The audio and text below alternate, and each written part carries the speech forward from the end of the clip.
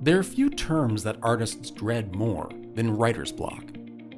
As if all the air of inspiration was suddenly sucked out into the vacuum of space, writer's block, also known as creator's block, leaves artists gasping for anything that will keep them from falling over dead in their creative tracks. But is the dreaded writer's block simply a lack of a plan? And could the act of making a plan to avoid writer's block be used both as a preventative measure and as a therapeutic treatment for this terrible affliction? In the business world, when starting new ventures or building new things, people and companies typically treat such endeavors as projects. There are a number of processes used by professional project managers to navigate the sea of unknowns in the engagements they've been charged with overseeing. A crucial focal point in project management is dealing with uncertainty, and a key process used to help mitigate those unknowns which could jeopardize a project is the plan risk response process. This process focuses on identifying any risks that one may encounter and then developing a plan on how to handle those risks. By creating what is called a risk register, project managers are able to build out in advance a strategy that will allow them to more quickly handle unexpected speed bumps. A risk register is typically made up of a brief description of risks, estimations of both the likelihood such risks will occur as well as their impact, the name of who is responsible to manage how the risks will be addressed should they occur, and what possible mitigating actions can be taken. While some might think that, in this case, the risk description would simply be the two words writer's block, when it comes to finding oneself stuck in one's creative flow, there are various types of blocks that can be identified as unique risks. One risk is having too strong of an inner critic, which typically arises out of the fear of not being good enough. Such self-doubt can lead artists to constantly second-guess themselves to the point of being petrified of working at all. One mitigating action that singer-songwriter St. Vincent takes under those circumstances is adopting the write first, edit later approach of letting ideas flow without judgment and holding faith that these creations can be polished to a shine later. Another risk is being uncertain which direction to go next in your creation, which is a common problem for writers.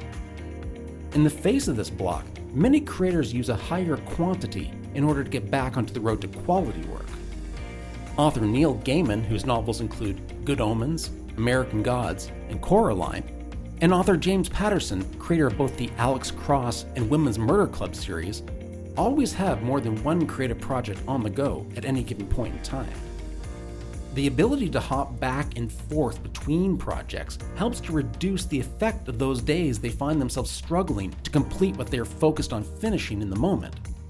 In consideration of their constant output as writers, this approach appears to be very effective. Another risk is having absolutely no idea what to create next. This is a problem faced by both artists and business professionals alike when staring at a blank page and unable to conjure up a single concept. But trying to force oneself into creating can often become a vicious cycle. Being unable to come up with an idea, people will find themselves in a frustrated mental state, which only serves to further block ideas from flowing freely. In such circumstances, some artists force themselves to step back and avoid their creative tools altogether until there is an idea in mind. Film composer Hans Zimmer, figuratively, or perhaps quite literally, sits on his hands and doesn't even touch his keyboard until there is an idea somewhere in his head. Zimmer's perception is that by trusting in his own abilities and not attempting to force his creativity, the ideas will flow naturally if he gives his brain some breathing space. Creator's block can also arise out of no longer feeling a connection to the art form you've devoted yourself to. This can be the result of any number of issues, including traumatic events, bodily injury, disillusionment, or even the pain that arises from being stuck in a creative rut for too long. When feeling such indifference, sometimes the mere act of doing something completely different can refocus an artist on their craft. After a series of major life changes, including separating from his wife and by extension his son in 1935, painter Pablo Picasso found himself unable to even stand looking at his works, let alone step into his studio to paint.